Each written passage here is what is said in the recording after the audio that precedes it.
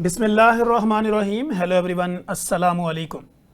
मैं हूं आपका host consultant medical specialist doctor Tanveer Arshad Chaudhry. आप देख रहे हैं program health special on special TV. सुनते कानों देखती आंखों को डॉक्टर तनवीर अरशद चौधरी का सलाम मोहब्बत। जैसे कि हमारी तमाम ऑडियंस जानती है कि हमने हमेशा करंट इशू को टाइटल करने की कोशिश की है। आज का जो हमारा टॉपिक होगा इसमें हम बात करेंगे कि आज के दौर के अंदर जो सर्जरी की जिद्दत है वो क्या है। इसी तरह अगर आपके ब्रेस्ट के कोई इश्यूज़ होते हैं, ब्रेस्ट में जैसे कि ब्रेस्ट कैंसर है या इसके अलावा ब्रेस्ट के अंदर कोई रसोली है, इन्फ्लोमेशन है, किसी भी तरह का कोई कट है, कोई ज़ख़म है, कोई ब्रेस्ट लॉस है, कोई इंजरी है, इसको जो है वो हम किस तरह रिकवर करते हैं, इसका ट्रीटमेंट क्या है, इसको डायग्नोज कैसे किया जा सकता है, काजेज़ ऑफ डायग्नोज और फिर काजेज़ ऑफ डिजीज़ क्या होती हैं, इन सारे मौज़ूआत पर बात करेंगे।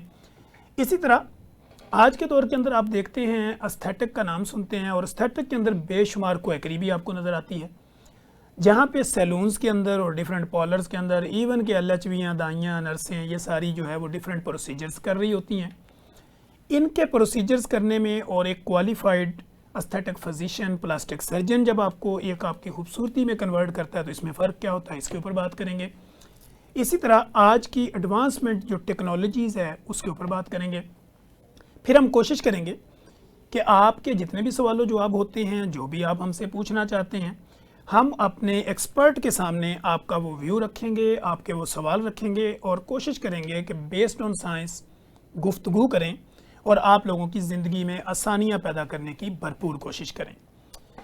आज के हमारे प्रोग्राम की जो मेहमान हैं, जिनको हमने अपने स्टूडियो में बुला रखा है, मेरे साथ स्टूडियो में तशरीफ़ रखती हैं most popular, most experience, most youngest doctor Bisma Bilal, जो कि कंसल्टेंट प्लास्टिक सर्जन हैं और अपना बेशुमार नॉलेज इकट्ठा किए हुए हमारे साथ स्टूडियो में तशरीफ़ रखती हैं। डॉक्टर साहबा, welcome to the show.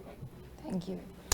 First of all तो डॉक्टर साहबा, थैंक यू सो मच आपकी तशरीफ़ आवरी का, आपके टाइम देने का और आपके यहाँ आने का शुक्रिया। दूसरी बात यह है कि डॉक्टर साहबा, जब भी कोई हमारे गेस्ट हमारे शो में आते हैं तो हमारी कोशिश होती है कि हमारी जो ऑडियंस है उनको पता चले कि जो सेलिब्रिटी हमारे साथ मौजूद है उसकी लाइफ में किस तरह की सरकमसिजन, इस तरह के चांसेस आए या किस तरह वो अपनी लाइफ में यहाँ पे पहुँचे। तो we would like to know about your personality and your educational journey. Thank you so much for welcoming me over here. मेरी पर्सनालिटी के बारे में दो बातें हैं। I am a very hard working and I am very focused person. Good. मैं जो काम करती हूँ मैं उसमें पूरे फोकस होके पूरे दिल से करती हूँ मैं। ठीक। आई थिंक सो इसकी वजह से मैं अभी यहाँ पर हूँ। ठीक। And talking about my education and all that, I was born in Dubai. मेरी इनिशियल पैदाइश और मेरी सारी स्कूलिंग दुबई में थी। फिर उसके बाद we have to move because of our family circumstances, we have to move back to Lahore, Pakistan. यहाँ मैंने ग्रेजुएशन की, पोस्ट ग्रेजुएशन की सर्विसेज हॉस्पिटल से। एंड देन फिर right now I am working as consultant plastic surgeon in Mayo hospital. सबसे जो थोड़ी different बात थी वो ये कि जब मैंने दुबई से यहाँ पर मूव किया और मैंने अपनी एजुकेशन कंटिन्यू की एज अ पोस्ट ग्रेजुएशन जो मैंने की, पहले मैं एनेस्थीसिया करना चाहती थी। ठीक। मेरा ज़्यादा फोकस था कि मैं एनेस्थीसिया, बिकॉज मेरी फैमिली में थे anaesthetist, so I was like more focused कि मैं एनेस्थीसिया करूं। मैं और मेरी फ्रेंड हम दोनों अपना जो ऑनलाइन फॉर्म जमा कर रहे थे, मेरे ही लैपटॉप से मेरा फॉर्म नहीं जा रहा था, मतलब सबमिट नहीं हो रहा था। एंड द वेरी हमारा बिल्कुल लास्ट मोमेंट था जिसमें हम कर रहे थे, कंटिन्यूस ट्राई करने के बावजूद भी नहीं हुआ। मेरी फ्रेंड का उसी मेरे लैपटॉप से ट्रस्ट मी कि हो गया सबमिट, मेरा नहीं हो पाया। उसके बाद मैं थोड़ी परेशान हुई कि मेरा नहीं हुआ और आई वाज लाइक थोड़ा डिप्रेस्ड हो गई। फिर I talk to my father. फिर मेरे फादर ने बोला इट्स ओके, जो होता है बेहतरी के लिए होता है। मीनवाइल जब नेक्स्ट हमारी सबमिशन आई, हमारा आया कि हमने अब करना है फिर से आफ्टर 6 months, मेरा माइंड चेंज हो गया। मेरा माइंड चेंज कर दिया 3-4 मेरे कोलीग्स ने और प्लास्टिक सर्जरी का कर दिया और मैंने प्लास्टिक सर्जरी कर ली। अब मैंने जब प्लास्टिक सर्जरी कर ली है, अब मैं इसमें काम कर रही हूँ और अब मैं इतना शुक्र अदा करती हूँ कि उस मोमेंट में मेरा एनेस्थीसिया में फॉर्म सबमिट नहीं हुआ, क्योंकि अगर वो हो जाता तो अब मैं एनेस्थेटिस्ट होती और मैं शायद इतनी सेटिस्फाइड ना होती जितनी मैं अब हूँ। तो this is very different my journey, I think so. अल्लाह ने मेरी जर्नी चलाई है, मैंने नहीं चलाई। एक्सीलेंट डॉक्टर साहब, ये तो आपका बड़ा अच्छा हुआ कि अगर वो फॉर्म आपका सबमिट हो जाता तो आप डेड फील्ड में चली जाती। मैं वो ना कर पाती जो मेरा दिल चाहता है। एनेस्थीसिया में, बिल्कुल। अच्छा डॉक्टर साहब, जब प्लास्टिक सर्जरी में आप आई तो आपने देखा कि आज के दौर के अंदर एस्थेटिक प्लास्टिक सर्जरी, हर बंदा खूबसूरत दिखना चाहता है या खूबसूरत नज़र आना चाहता है। तो प्लास्टिक सर्जरी बेसिकली आम लोगों को समझाने के लिए क्या है? प्लास्टिक सर्जरी मैं तो एक मिसकंसेप्शन ख़त्म करना चाहती हूँ कि एक तो आपका पूरा चेहरा बदल देते हैं, ठीक, जैसे वो सोशल मीडिया पे दिखाते हैं, वो जिस फैंटेसी मूवीज़ में, ऐसा नहीं होता। ठीक है। हम जो आपकी जैसे आपका नाक की शेप है, चेहरे की शेप है, झुर्रियाँ हैं, एस्थेटिक कंपोनेंट में हम वो ठीक करते हैं। इसके अलावा प्लास्टिक सर्जरी के डिफरेंट कंपोनेंट्स हैं, मैं ज़रूर बताना चाहूँगी जी, कि हम सिर्फ एस्थेटिक सर्जन्स नहीं हैं, खूबसूरती के सर्जन नहीं हैं। इसका कंपोनेंट एस्थेटिक सर्जरी है, यानी रिकंस्ट्रक्टिव सर्जरी। रिकंस्ट्रक्टिव सर्जरी है, ट्रॉमा सर्जरीज हैं, हैंड सर्जरी, बहुत चीज़ें इसके अंदर इसका पार्ट हैं। ठीक। अच्छा डॉक्टर साहब, जैसे हमने बात की प्लास्टिक सर्जरी के ऊपर, फिर आपने खूबसूरती के ऊपर बात की कि लोग ये समझते हैं कि शायद जो प्लास्टिक सर्जन है ये सिर्फ एस्थेटिकली या आपकी खूबसूरती के ऊपर ही काम करते हैं, ये बाकी चीज़ों पे नहीं करते। तो उसको आपने एक्सप्लेन किया कि ट्रॉमा, डिफरेंट इंजरीज़ के अंदर भी आप उसका रोल प्ले करते हैं। दूसरा डॉक्टर साहब, जैसे हमने देखा है कि लोग, किसी का नाक बड़ा होता है, छोटा होता है, या बिल्कुल उसको वो साइज़ में चेंज करना चाहते हैं, तो प्लास्टिक सर्जरी का इसमें क्या रोल है? प्लास्टिक सर्जरी नोज़ बनाने में, नोज़ की शेप बनाने में? नोज़ की शेप में दो तरह के होते हैं ना। एक होता है कि हम फिलर से के ज़रिए नोज़ की शेप ठीक करें, उसमें ठीक। बस माइनर सा अगर आपका हम्प है या डिफेक्ट है उसको हम कर सकते हैं। ओके। लोग समझते हैं कि फिलर से आपकी पूरी नाक की शेप चेंज हो सकती है, नहीं हो सकता। नहीं हो सकती। आपको राइनोप्लास्टी, जो कि नाक की सर्जरी, वो आपको करानी पड़ती है। ठीक है। उसमें आपने देखना होता है, हम लोग देखते हैं कि डिफेक्ट क्या है, हम्प है, आपकी जो नोज़ की शेप, चौड़ा नाक है, आपकी जो टिप है जो हमारी होती है, जो कि ज़्यादातर लोगों को कंसर्न होता है कि हमारी टिप बैठी हुई है, ठीक है। तो हम उसकी सर्जरी करते हैं। लेकिन इट वेरीज़ कि अगर आपका जिस किस्म की प्रॉब्लम है, इवन कि हम पेशेंट से कहते हैं कि हमें आप पिक्चर दिखाएं रेफरेंस के लिए जैसी आप चाहते हैं, ठीक है। तो हम उस सिमुलेशन के ज़रिए उनको बना के दिखाते हैं। वो अपनी मर्ज़ी से सिलेक्ट करते हैं कि हम ऐसी शेप चाहते हैं। फिर हम उनसे जो जेन्युइन कमिटमेंट है वो करते हैं कि इतने से इतना अचीव हो सकता है, ये अचीव हो सकता है। ठीक है। Because I think so genuine commitment matter करती है, और पेशेंट भी समझते हैं कि मैं, हमारे जो उनको पता डॉक्टर है कि 100% तो नहीं हो सकता। हमारे डॉक्टर ने हमें सच बताया, सही बताया है। बाद में वो परेशान नहीं होते कि थोड़ा सा ये रह गया, थोड़ा सा वो रह गया, लेकिन जेन्युइन ओपिनियन देना चाहिए कि इतना हो सकता है और इतना नहीं हो सकता। ठीक है। डॉक्टर साहब, जैसे कि ब्रेस्ट सर्जरी के ऊपर हम बात करना चाह रहे थे इस टॉपिक और इस प्रोग्राम के अंदर, तो ब्रेस्ट सर्जरी बेसिकली क्या है और इसकी टाइप्स कितनी होती हैं? ब्रेस्ट सर्जरी बेसिकली छाती की सर्जरी है। ठीक वो है। मेल की भी हो सकती है, फीमेल की भी हो सकती है। मेडिकल में तो मेल फीमेल का कॉन्सेप्ट ही हाँ, खत्म हो जाता है। मेल में ज़्यादातर गायनोकोमेस्टियाज के इश्यूज होते हैं जिसको हम डील करते हैं। ठीक है। फीमेल की सर्जरी रिकंस्ट्रक्टिव भी हो सकती है आफ्टर कैंसर या कोई पैदाइशी बीमारी के बाद, या एस्थेटिक भी हो सकती है। ठीक है। एस्थेटिक के डिफरेंट कंपोनेंट्स हैं, जैसे कि ऑगमेंटेशन है, ब्रेस्ट ऑगमेंटेशन है, और ठीक। ब्रेस्ट रिडक्शन है। ब्रेस्ट ऑगमेंटेशन में छाती को बड़ा किया जाता है। ठीक है। उसका रीज़न कुछ भी हो सकता है, खूबसूरती हो सकता है, या कोई पैदाइशी नुक्स है किसी बंदे, किसी लड़की के अंदर, ठीक है। उसको कंपनसेट करने के लिए की जाती है। ठीक है। उसमें आप सिलिकॉन इम्प्लांट्स यूज़ कर सकते हो, या फैट भी अपने चर्बी लेके किसी पेट से, टांगों से, उसके ज़रिए भी आप उसको ऑगमेंट कर सकते हैं। ठीक है। दूसरी है breast reduction. Breast reduction basically छाती का साइज़ छोटा करने के लिए की जाती है। ठीक है। ब्रेस्ट रिडक्शन में ये होता है कि अक्सर औरतें ब्रेस्ट के वेट की वजह से नॉर्मल अपनी ज़िंदगी का रोज़मर्रा का काम नहीं कर सकती। उनके कंधों में, उनकी गर्दन में दर्द होती है, जिसकी वजह से उनका जो रोज़मर्रा का काम इफ़ेक्ट होता है। इसके अलावा खूबसूरती के लिए भी की जा सकती है। सोशली एम्बैरसमेंट का बाइस होती है अगर एक सर्टेन पॉइंट से आपकी जो ब्रेस्ट का साइज़ है बढ़ जाए। ठीक है। सो ये बेसिकली ऐसा लगता है कि बिल्कुल एस्थेटिक कंसर्न्स होते हैं, लेकिन एस्थेटिक कंसर्न्स के अलावा भी बहुत इश्यूज होते हैं जिनकी वजह से हम ये करते हैं एस्थेटिक सर्जरीज ब्रेस्ट की। यानी मेडिकली बेस के ऊपर कई प्रॉब्लम्स बहुत प्रॉब्लम्स हैं, पैदाइशी प्रॉब्लम्स होती हैं, जिसमें एक साइड आपकी छोटी हो गई रह जाती है, या फिर जाहिर है अगर आपका बैलेंस नहीं है तो आपकी सोशल और पर्सनल लाइफ भी अफेक्ट होगी, आफ्टर मैरिड लाइफ भी अफेक्ट होगी, क्योंकि ये सब चीज़ें एक पार्ट है ना हमारी ज़िंदगी का, तो ऐसे हमें इसको देखना पड़ता है। ठीक हो गया। अच्छा डॉक्टर साहब, जैसे कि ब्रेस्ट कैंसर का हम देखते हैं कि ब्रेस्ट कैंसर बहुत ज़्यादा है लोगों के अंदर। ब्रेस्ट के अंदर जो है इन्फ्लोमेशन हो जाना, कोई गिल्टी नुमा चीज़ का नज़र आ जाना, या इसी तरह ब्रेस्ट निप्पल का डैमेज हो जाना, तो इस सर्जरी को किस तरह प्लास्टिक सर्जन जो है परफॉर्म करते हैं?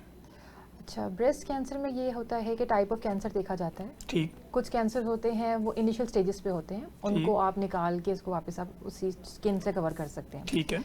कुछ कैंसर ऐसे होते हैं जो फैल जाते हैं, ठीक है। मतलब आपकी छाती में सारा, आपकी स्किन को भी इन्वॉल्व करते हैं। ठीक। उसमें आपको वो स्किन भी साथ निकालनी पड़ती है, अदरवाइज उस पेशेंट की या उस औरत की जान का रिस्क होता है। ठीक है। जब वो स्किन भी निकल जाती है फिर उसको हमें कवर करना पड़ता है, ब्रेस्ट फिर से बनानी पड़ती है। ठीक है। उसमें हम टिश्यू ले सकते हैं, टिश्यू हम जो पेशेंट है उसकी कमर से लिया जा सकता है, पेट से लिया जा सकता है, उसकी टांगों से लिया जा सकता है, इवन कि हम इम्प्लांट्स भी कर सकते हैं। ठीक है। अगर हमने उसके बाद पोस्ट और रेडियोथेरेपीज नहीं देनी, हम इम्प्लांट भी उस टाइम पे कर सकते हैं। तो डिफरेंट रीजंस होते हैं। और अदरवाइज जैसे ये अभी आपको सोशली जो इश्यूज होते हैं, अभी आप डिस्कस भी कर रहे थे जी जी। कि आफ्टर मैरिज ये इश्यूज होते हैं कि अगर आपके मेस्टेक्टमी हो गई है, मतलब ब्रेस्ट छाती नहीं है या कैंसर की वजह से निकल गई, तो आप जब कपड़े पहनते हैं तब भी वो अच्छा नहीं लगता। एक छाती नहीं होती, एक होती, प्रॉपर शेप होती है ना। ठीक। उसके लिए ब्रेस्ट को बनाना, उसकी पर्सनल लाइफ औरत की ठीक करना, ये हमारा मेन कंसर्न होता है। इसलिए हम पूरी ब्रेस्ट को वापस रिकंस्ट्रक्ट करते हैं, बनाते हैं। ठीक है। तो डॉक्टर साहब, हम ये देखते हैं कि शी मेल जो होते हैं, समटाइम जो मेल है वो शी मेल की शेप में चला जाता है, तो वो हम देखते हैं वो अपने ब्रेस्ट बनवाते हैं। जी जी। उनके बनाने का तरीका क्या होता है और ये कितना पेनफुल अमल होता है? उसमें भी दे कैन सेलेक्ट, ठीक। They have the right to select whatever procedure they want to do. ठीक है।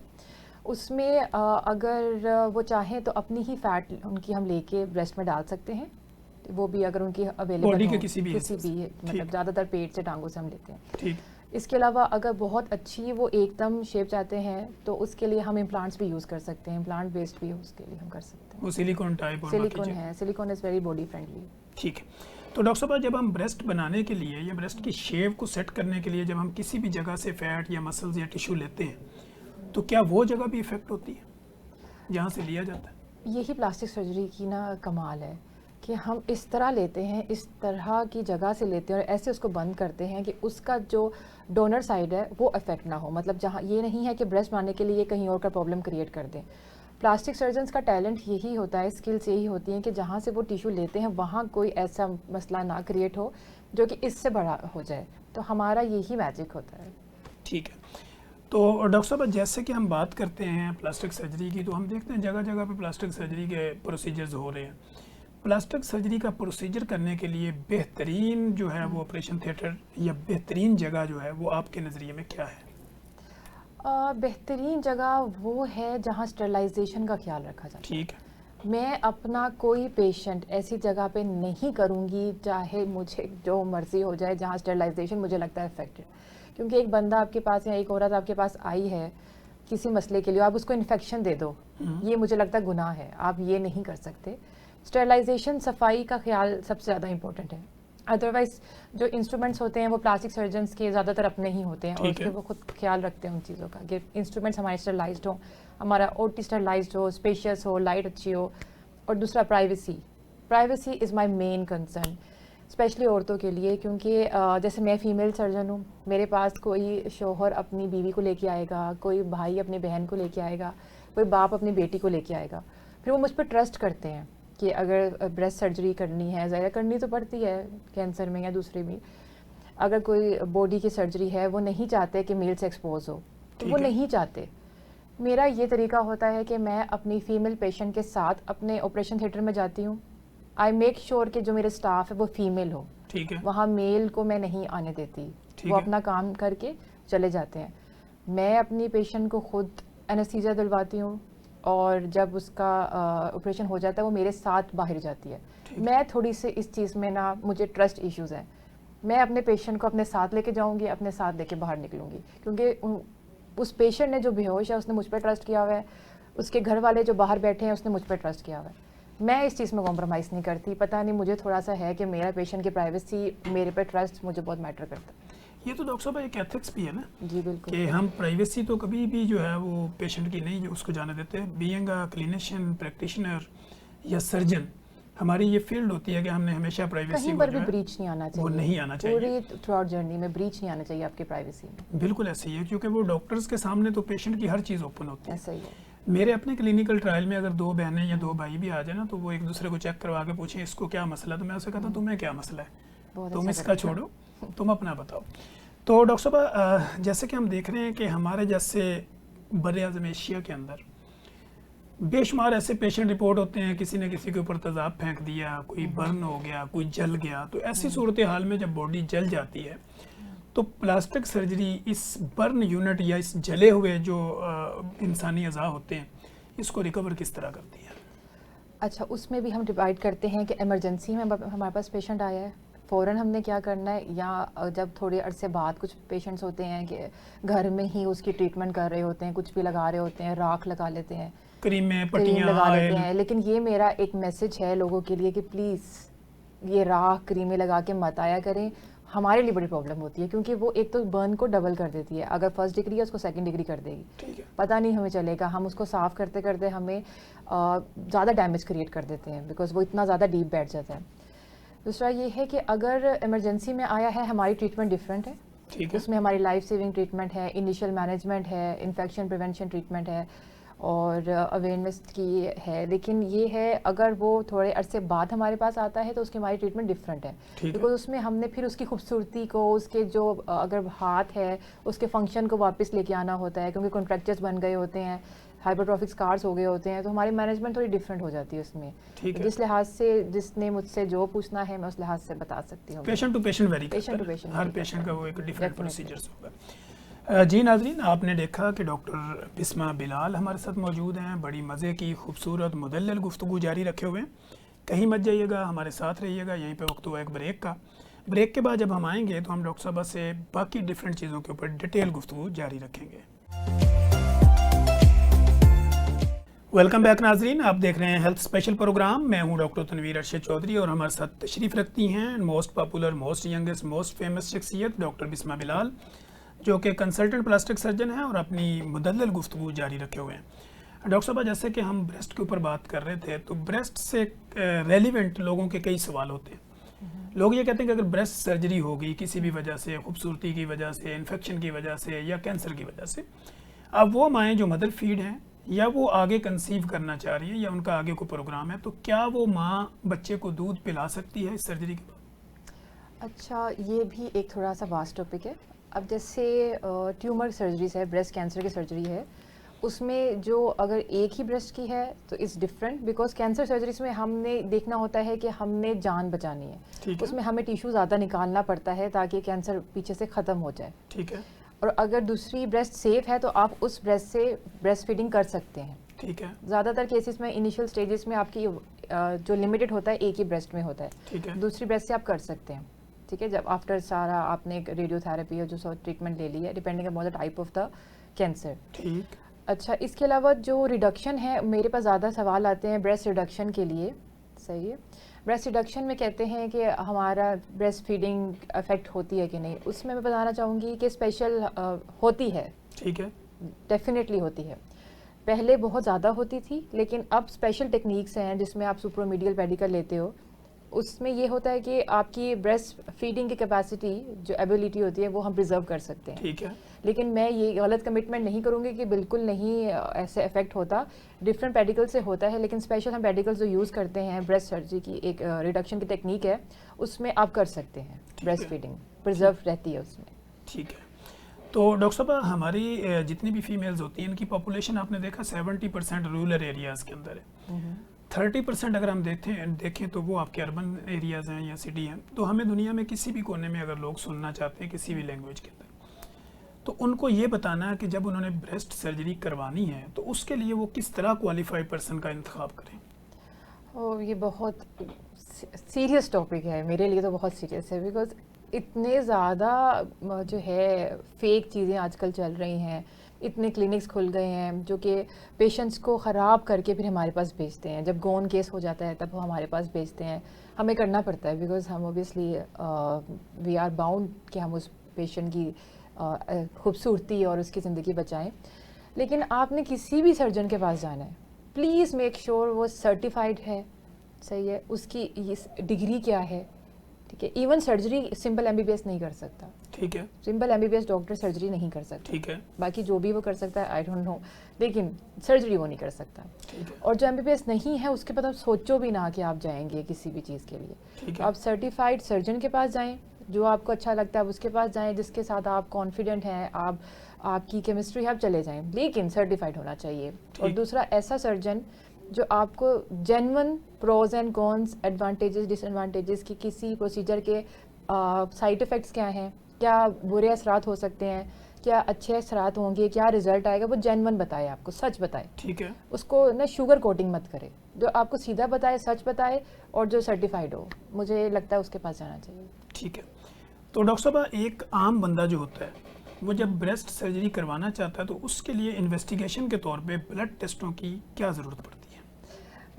ब्लड टेस्ट की ज़रूरत पड़ती है एक तो बेहोशी के लिए, ठीक। जब आपने बेहोशी देनी होती है, डिफरेंट आपने ड्रग्स देने होते हैं।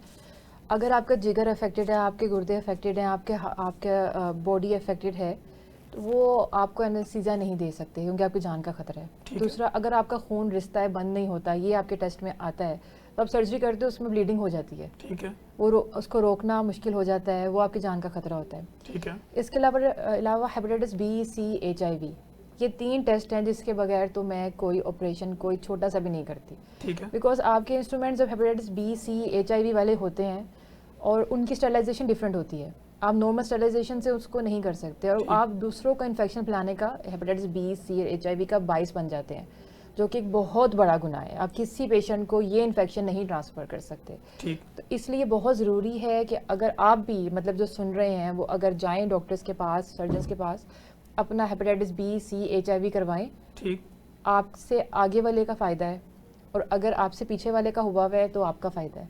तो ये चेन होती है, ये be safe for your self and for others. ठीक। अच्छा डॉक्टर साहब, क्या हमें कोई एक्सरे, MRI या इन चीज़ों की भी ज़रूरत पड़ती है ब्रेस्ट सर्जरी के दौरान या ब्रेस्ट सर्जरी के बाद? ब्रेस्ट सर्जरी, कैंसर की जो सर्जरीज होती हैं उसमें आपको कराने पड़ते हैं बोन स्कैन्स, आपने मेटास्टेसिस के कितना फैल गया है, उसमें आपने अगर 35 साल से कम है तो अल्ट्रासाउंड करवानी होती है, 35 साल से ऊपर है तो मैमोग्राम करवाना होता है, वो आपने करवाना होता है। और जो हमारी एस्थेटिक सर्जरीज हैं उनका इतना ज़्यादा नहीं है, क्योंकि वो एस्थेटिक कंसर्न्स के लिए ऑगमेंटेशन, सिलिकॉन इम्प्लांट करवाने हैं, रिडक्शन करनी है, उनके लिए बस हमें अल्ट्रासाउंड या मैमोग्राम इनिशियली चाहिए होता है बस। ठीक हो गया। अच्छा डॉक्टर साहब, जैसे हम देखते हैं कि टीनेजर्स हमारे क्लिनिकल ट्रायल में रिपोर्ट भी होती हैं, फीमेल्स डिफरेंट यूनिवर्सिटी गोइंग हॉस्टलाइज जितनी भी होती हैं वो भी हमारे कम्युनिकेशन स्किल में आती हैं। तो ऐसी फीमेल्स जो अपनी ब्रेस्ट सर्जरी करवाना चाहें खूबसूरती के लिए, तो उसकी एज की भी कोई लिमिट होती है या जिस मर्जी एज में करवाई जा सकती है? अच्छा, जो खूबसूरत कैंसर सर्जरी है वो किसी एज में भी हो सकती है, ठीक है, वो तो कैंसर ओरिएंटेड डिपेंडेंट है, ठीक है। ठीक, लेकिन जो खूबसूरती की सर्जरी है वो एक सर्टन एज, जैसे 18 साल कम से कम जो है औरतों में, क्योंकि ठीक। आपकी ब्रेस्ट बन रही होती है, उसकी नशोनुमा पूरी नहीं हुई होती। यानी उसमें आप ये समझती हैं कि मिनिमम एज 18 ईयर्स? मिनिमम 18 है, 20 से अबव हो तो वेल एंड गुड, वो वेल एंड गुड। अच्छा है कि 20 से ऊपर हो, लेकिन मिनिमम एज है मेच्योरिटी की, क्योंकि आपकी ब्रेस्ट बन रही होती है ना। ठीक, तो आप जब तक ब्रेस्ट की नशोनुमा और उसकी ग्रोथ पूरी नहीं होती, आपको सर्जरी नहीं करानी चाहिए, ठीक है, बिकॉज वो चेंज होता रहता है ना, वो डायमेंशन, उसकी ग्रोथ चेंज होती रहती है। ठीक है। तो डॉक्टर साहब, इसमें हार्मोनल प्रोफाइल की भी ज़रूरत पड़ती है? हार्मोनल प्रोफाइल की ज़रूरत पड़ती है अगर ट्रांसजेंडर की सर्जरीज कर रहे हैं या आप कैंसर की सर्जरी कर रहे हो, उसमें आपने देखना कौन से रिसेप्टर्स आपने देखने होते हैं। ठीक है, अदरवाइज ऑगमेंटेशन में और एस्थेटिक सर्जरीज में इतनी ज़रूरत नहीं पड़ती। ठीक हो गया। अच्छा दूसरा डॉक्टर साहब, जो लोग हमें सुन रहे होंगे, अगर किसी की ब्रेस्ट सर्जरी हुई है तो उसके रिकवरी में कितना टाइम लग सकता है? अच्छा, उसकी रिकवरी में 1 to 2 वीक्स लगते हैं। ठीक, सही है, ज़्यादातर 2 वीक्स के अंदर 10 to 14 डेज़ के अंदर रिकवरी आपकी हो जाती है, ठीक है, बट स्टिल डिपेंड्स कि आपका जो बेसिक कॉज क्या थी। ठीक हो गया। अच्छा डॉक्टर साहब, वो फीमेल्स जिनकी बॉडी ओवरऑल स्लिम है, वो बहुत ही स्लिम है, उनकी कहीं वो हम देखते हैं कि जहाँ से हमने उसकी डोनर एरिया लेना है वो भी बहुत ज़्यादा इस तरह की बॉडी है, तो उसमें अगर हम ब्रेस्ट की शेव को बनाना चाहेंगे तो वो क्या तरीका होगा और किस तरह हम उसको बनाएंगे? उसमें हमारी मजबूरी है कि हमें इम्प्लांट्स ही यूज़ करने पड़ेंगे, क्योंकि फ़ैट तो आपकी बॉडी से निकलेगा नहीं ना, स्लिम है, तो हमें इम्प्लांट्स से ही आपकी शेप देनी पड़ेगी। सिलिकॉन इम्प्लांट्स हम उसके लिए यूज़ करते हैं। लेकिन जब हम इम्प्लांट्स यूज़ करेंगे तो क्या पेशेंट ये समझना चाहता है कि क्या उसकी कोई इन्फेक्शन या कोई उसके आगे साइड इफ़ेक्ट्स भी होते हैं? अच्छा, इम्प्लांट का जो इन्फेक्शन है उसको प्रिवेंट करने के लिए वही सर्टिफाइड सर्जन वाली बात आ जाती है ना, कि आप सर्टिफाइड सर्जन को पता होता है कि आपने उसको हैंडल कैसे करना है। ठीक है। आपने बहुत प्यार से और उसको बहुत स्टेलाइज तरीके से, इन्फेक्शन फ्री और नो टच टेक्निक से आपने उसको हैंडल करना है। आपने हाथ ज़्यादा नहीं लगाना, आपने स्पेशल सोल्यूशन बनाना है एंटी इन्फेक्शन वाला, उसमें आपने उसको रखना है और आपने बहुत मेटिकुलस और एंटी जो है इन्फेक्शियस तरीके से आपने उसको प्लेस करना है। तो ये डिफरेंस होता है कि अगर आप किसी नॉर्मल बगैर सर्टिफिकेशन के आप किसी सर्जन से करवाएंगे और किसी सर्टिफाइड सर्जन से कराएंगे, बिकॉज उसको पता है कि हमने कैसे डालना है, कैसी टेक्निक है, किस टेक्निक से डालना है, किस टेक्निक से उसको रखना है, टच करना है, तो इन्फेक्शन नहीं होगा। So this is the difference जो आप मुझसे क्वेश्चन पूछ रहे थे, ये काफ़ी डिफरेंस होता है फिर। ठीक। अच्छा डॉक्टर साहब, हम ये देखते हैं कि जब भी किसी सर्जरी का नाम आता है तो लोगों को एक साइकोलॉजिकल इफेक्ट होता है, एक नफ्सियाती दबाव होता है। तो ब्रेस्ट सर्जरी के लिए पेशेंट को काउंसल आप किस तरह करती हैं? ब्रेस्ट सर्जरी के लिए एक तो मैं उनसे पहले हिस्ट्री एग्जामिनेशन लेती हूँ, फिर मैं उनको बताती हूँ जैसे रिडक्शन वाली सर्जरीज होती हैं, इट्स बिग थिंग ना, अगर छाती को छोटा करना है बड़ी चीज़ है ना, लेकिन उनके मसले ऐसे होते हैं, उनकी उनकी लाइफ इतनी इफ़ेक्ट हो रही होती है, अगर वो सोशली बाहर जाते हैं, एम्बैरेसमेंट का, अपना लैक ऑफ सेल्फ इस्टीम का बाइस हो रहा होता है, तो उसमें आप, मुझे लगता है कि आपको करवा लेनी चाहिए। बिकॉज अगर कोई चीज़, कोई सर्जरी, कोई 3-4 घंटे की एक सर्जरी आपकी ज़िंदगी को, आपकी एक्टिविटी को, आपकी कॉन्फिडेंस को बूस्ट कर रही है, तो why not, you should go for that. You should be confident, you should be active in your life, because उससे आपका, अगर आप एक्टिव नहीं हैं ब्रेस्ट के वेट की वजह से, आप वॉक नहीं कर सकते, एक्सरसाइज नहीं कर रहे, उसमें ये होगा कि आपका वेट बढ़ता जाएगा, फिर मज़ीद सेल्फ एस्टीम आपकी कम होती जाएगी, तो एक विशियस सर्कल में फंस जाता है। तो उसमें मत फंसें, 2-3 घंटे की सर्जरी से अपनी ज़िंदगी आसान करें। ठीक हो गया। तो डॉक्टर साहब, जैसे कि ब्रेस्ट सर्जरी जब हो जाती है, इसके बाद इसके जो सर्जरी के निशानात होते हैं या ज़ख़म या कोई स्कार बनते हैं, तो उसको फिर कवर कैसे किया जाता है? हमारे जो स्कार होते हैं वो बहुत छुपी जगह पे होते हैं, ठीक जो है। नॉर्मली नज़र ही नहीं आते। ठीक है। जैसे बहुत नीचे वाली साइड पे होगा और यानी डिफरेंट ये अप्रोच। टेक्निक के साथ ऐसे हमारी किया टेक्निक्स हम इस तरह की यूज़ करते हैं प्लास्टिक सर्जन्स, जिसमें वो बहुत छुपा हुआ स्कार आता है जिसका आपको पता भी नहीं चलेगा, आपकी जो है अंडरगारमेंट्स में वो कवर हो जाता है। ठीक हो गया। अच्छा डॉक्टर साहब, जैसे कि हम एस्थेटिक के ऊपर भी थोड़ी बात कर लेते हैं। ब्रेस्ट आपने बना दी है, उसको बड़ा किया साइज़ को या छोटा किया, उसमें खूबसूरती आ गई। अब ब्रेस्टों के साथ साथ आपकी फेस भी खूबसूरत लगना ज़रूरी होता है, और लोगों के एक्नी हैं, स्कार्स हैं, या डार्क सर्कल हैं, या नींद पूरा ना होना, इस तरह के जो मसाइल होते हैं, तो उसको एस्थेटिक प्रोसीजर में कैसे रिकवर किया जाता है? अच्छा, उसमें ये होता है कि आपकी एज डिपेंड करती है ना, कि आपकी एज क्या है। ठीक।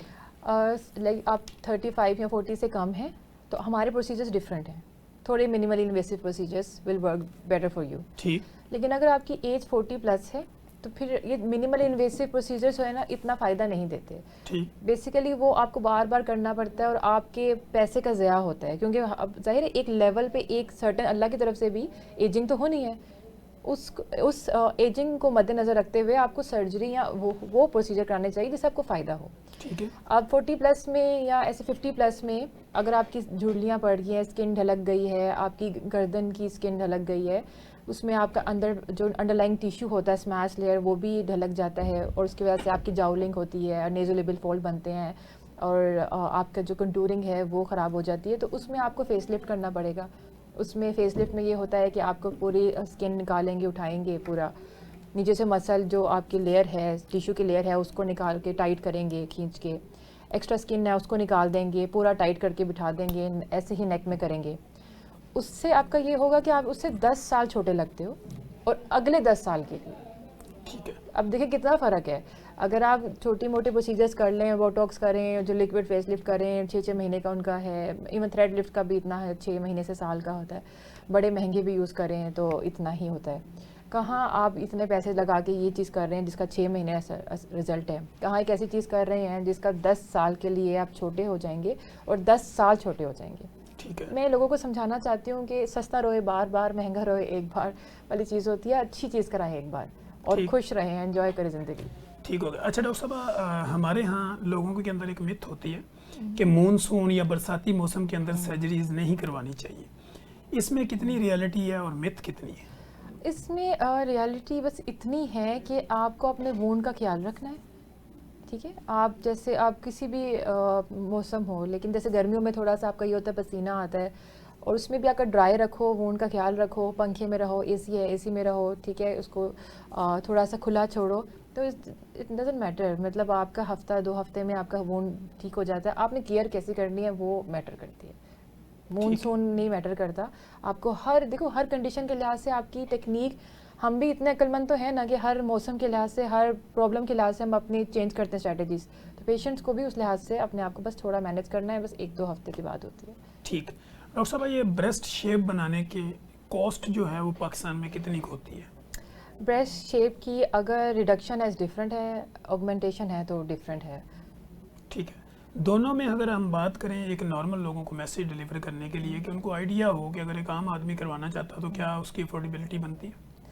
अफोर्डेबिलिटी, अब मैं जब इस फील्ड में हूँ और उसकी परेशानी को आउटवे करूँ, तो जितना कॉस्ट है ना वो उसके फ़ायदे से कम है। ठीक है। मैं इतना ही कह सकती हूँ, बिकॉज आप जाहिर है आप डिफरेंट हॉस्पिटल्स के डिफरेंट चार्जेस होते हैं, डिफरेंट प्रोसीजर्स के डिफरेंट चार्जेस होते हैं, इम्प्लांट के डिफरेंट हैं, फैट ट्रांसफ़र के डिफरेंट है, रिडक्शन के डिफरेंट है। रिडक्शन की भी टाइप्स होती हैं कि वर्टिकल पैटर्न में करना है, आपने वाइस पैटर्न में करना है, हर एक के डिफरेंट चार्जेस हैं। लेकिन मैं अगर बस एक छोटी सी बात करूँगी कि अगर कोई चीज़ आपकी ज़िंदगी को बेहतर कर रही है तो वाई नॉट, उसकी कोई कीमत नहीं। उसकी कोई कीमत नहीं। ठीक। डॉक्टर साहब, हम देखते हैं बाज़ार के अंदर सोशल मीडिया के ऊपर, डिजिटल मीडियाज़ के ऊपर और प्रिंट मीडिया के ऊपर डिफरेंट किस्म की ऐसी क्रीमें हैं जो ब्रेस्ट के साइज़ को बढ़ाती हैं। क्या इसमें कोई रियलिटी है कि वो बढ़ाती हैं या नहीं बढ़ाती? इसमें कोई ख़ास रियलिटी कोई नहीं ऑयल, है। कोई क्रीम? बस ये एक मिथ ही समझ लें, बस I don't want to quote, but names नहीं मैं ले सकती, लेकिन ये एक मिथ ही है, क्योंकि वो सुपरफिशियल स्किन का क्या बढ़ा लेना आपने, नीचे तो फैट होता है, नीचे टिश्यू होता है, ग्लैंडुलर टिश्यू होता है, उस क्रीम ने क्या कर लेना वहाँ पर जाके, स्किन तक एब्जॉर्ब हो जाए बहुत बड़ी बात है। नो, इसमें कोई तो डॉक्टर साहब, reality कई ऐसी डिवाइसेस, कई ऐसे पंपिंग, जो लोग कहते हैं कि इस पंप के थ्रू भी ब्रेस्ट के साइज़ को बढ़ाया जा सकता है, कुछ डिवाइसेस ऐसी हैं, तो क्या ये सारी चीज़ें जो है being a consultant plastic surgeon आपकी नज़र में क्या है? अगर ऐसा कुछ होता तो फिर इम्प्लांट्स और ये फैट ट्रांसफ़र ख़त्म हो जाते दुनिया में, बिकॉज जो नेचुरल तरीके से पंप से ही भरना होता तो हो जाता। पंप से सिर्फ आप ब्रेस्ट लैक्टेशन कर सकते हैं और कुछ नहीं कर सकते। ठीक है। अच्छा डॉक्टर साहब, वो फीमेल्स जिनके लोअर एब्डोमिनल फैट बहुत ज़्यादा होती है या पेट लटके हुए होते हैं, तो प्लास्टिक सर्जरी उस लटके हुए पेट को किस तरह रिकवर करती है? अच्छा, अगर आपकी एज कम है, लाइक 35 से कम है, पेट आपका निकला हुआ है, उसमें आप लाइपोसक्शंस कर सकते हैं। इवन 40 तक भी कुछ लोगों की स्किन बड़ी अच्छी होती है, क्योंकि उसमें लाइपोसक्शन के बाद स्किन रिट्रैक्शन बड़ी अच्छी होती है। 40 प्लस में आपकी स्किन रिट्रैक्शन, स्किन का जो इलास्टिक कोलेजन है वो कम हो जाता है, स्किन की रिट्रैक्शन की पावर, जो एबिलिटी है वो कम हो जाती है। आप 40 प्लस हैं, आप मल्टीपेरस हैं, तो आप जाएँ एब्डोमिनल प्लास्टिक की तरफ, उसकी भी डिफरेंट टाइप्स हैं। और अगर आप उससे कम हैं, आप यंग एज है, लाइक 35 से कम है, आपकी स्किन की अच्छी क्वालिटी है, रिट्रैक्शन की पावर अच्छी है, रिट्रैक्शन की एबिलिटी आई वुड से, तो आप लाइपोसक्शन कराएं और उसके बाद कुछ एहतियाती तदाबीर फॉलो करें। उसके बाद आपको ज़रूरत नहीं है एब्डोमिनल प्लास्टिक की, लेकिन वो अब एज वाइज और patient wise, BMI wise very करता है। वो भी इसलिए तो हम बुलाते हैं, हमें फ़ोन पे कहते हैं कि हमें ऐसे बता दें। ऐसे नहीं होता भाई, ऐसे नहीं होता भाई, आ जाओ, क्योंकि आपका हिस्ट्री, एग्जामिनेशन, आपका सारा जो पता करके जो आपकी इश्यूज़ हैं, आपकी मल्टीपैरस है, फिर हम एक अच्छी चीज़ बता सकते हैं, टारगेटेड अप्रोच। हम हवाओं में नहीं बता सकते कि आपकी लाइपोसक्शन बनती है, आपकी एब्डोमिनल प्लास्टी बनती है। कुछ भी एक प्रोसीजर बनता है वो आपको सूट करना चाहिए और उसका रिजल्ट अच्छा होना चाहिए, इसलिए हम बुलाते हैं कि आप आ जाए, एक बार दिखा दें बाकी। अच्छा डॉक्टर साहब, लास्ट क्वेश्चन मेरा ये है कि वो मेल या फीमेल जिन्होंने ब्रेस्ट की सर्जरी करवा ली, उसके बाद अगर कोई वर्कआउट, जिम, एक्सरसाइज या वॉक वो करते हैं, तो क्या उसमें कोई डिफ़िकल्टी तो नहीं आती? वो इनिशियली आपका हीलिंग फेज तक आपने थोड़ा सा उसको करना होता है। हम सर्टन वो देते हैं, कंप्रेशन गारमेंट्स देते हैं, वो पहन के रखने होते हैं, और जब तक हम लाइक 2-3 वीक्स तक आपने हमें फॉलो करना होता है, उसके बाद आप कर सकते हैं। ठीक है डॉक्टर साहब, थैंक यू सो मच। आपकी मोहब्बत का शुक्रिया, आपकी तशरीफ़ आवरी का शुक्रिया। और डॉक्टर साहब, जैसे कि पब्लिक हमें सुनेगी और किसी भी जगह सर्च करेगी, और इस प्रोग्राम के मुतल्लिका या आपकी अवेलेबिलिटी के मुतल्लिका अगर कुछ लोग आपसे जानना चाहें, तो मैं ये चाहता हूँ कि डॉक्टर बिस्मा बिलाल का पब्लिक के नाम क्या पैगाम? पब्लिक के नाम मेरा तो यही पैगाम है कि I am available in Mayo hospital. Government hospital है, अगर आप वहाँ आना चाहें, आपके कोई बर्न के इश्यूज़ हैं, ब्रेस्ट कैंसर के इशू हैं या ब्रेस्ट सर्जरी का कोई इशू है तो आप वहाँ पर आ सकते हैं। और अगर कोई प्राइवेट आना चाहे तो वो सर्जिमल हॉस्पिटल में आई प्रैक्टिस, आप वहाँ पर आ सकते हैं। जहाँ आप कंफर्टेबल हैं, जहाँ आपकी अफोर्डेबिलिटी है, जहाँ आपका दिल मानता है, you can come to me, I am always available.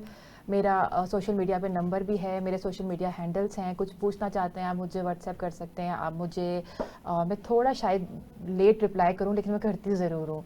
आप मुझे किसी भी मेरे सोशल मीडिया हैंडल पे सर्च करके आप मुझे मेरे इनबॉक्स में कोई भी क्वेश्चन पूछना चाहें, I am always available for you and thank you so much. Thank you so much. नाजरीन, आपने देखा कि doctor Bisma Bilal consultant plastic surgeon हमारे साथ मौजूद थी। बड़े खूबसूरत अंदाज में आप लोगों को अपना मैसेज डिलीवर करने की भरपूर कोशिश कर रही थी। हम जब अपने प्रोग्राम हेल्थ स्पेशल में होते हैं तो हम कोशिश करते हैं कि एविडेंस बेस्ड प्रैक्टिस को प्रमोट करें और अपने जो हमारे एक्सपर्ट आते हैं हमारे इस प्रोग्राम में वो बेस्ड ऑन साइंस गुफ्तगू करके आसान अल्फाज में आप लोगों को अपना मैसेज डिलीवर करने की भरपूर कोशिश करें। यही हम इस प्रोग्राम में कर रहे थे और आप लोगों को बताने की कोशिश कर रहे थे। अगर आपको हमारे इस प्रोग्राम से मुतल्लिक़ किसी भी तरह के कोई सवाल जवाब, कोई आपकी क्यूरी थ्योरी, कोई ख्यालात हों तो आप कमेंट बॉक्स में आइए। डॉक्टर साहबा के मुतल्लिक़ कुछ जानना चाहते हो तो भी कमेंट बॉक्स में आइए। नेगेटिव लिखें या पॉजिटिव लिखें, लेकिन ज़रूर लिखें। जब आप लिखते हैं हमारी रीच बढ़ती है, हमारी आवाज़ स्ट्रॉन्ग होती है और फिर हम आपके कमेंट्स का एहतराम करते हुए अगला प्रोग्राम डिज़ाइन करते हैं ताकि आप लोगों की ज़िंदगी में आसानी पैदा की जा सके। मुझे, डॉक्टर बिस्मा बिलाल और मेरी प्रोडक्शन टीम को इजाज़त दीजिए। हम दोबारा एक नए शो में, नए प्रोग्राम में, नए हेल्थ के इश्यूज़ के ऊपर दोबारा आपके लिए हाज़िर होंगे। तब तक के लिए इजाज़त दीजिए। अल्लाह हाफिज़।